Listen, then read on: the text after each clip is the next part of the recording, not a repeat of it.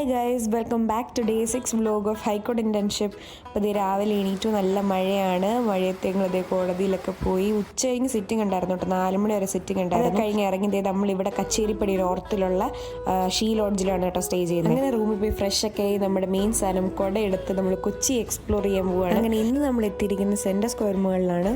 നമ്മുടെ അവിടെ നിന്ന് ഒരു 2 കിലോമീറ്റർ നമുക്ക് വോക്കബിൾ ഡിസ്റ്റൻസേ ഉള്ളൂ കേട്ടോ. അപ്പം നമുക്കിന്ന് ഇവിടെ കറങ്ങാം.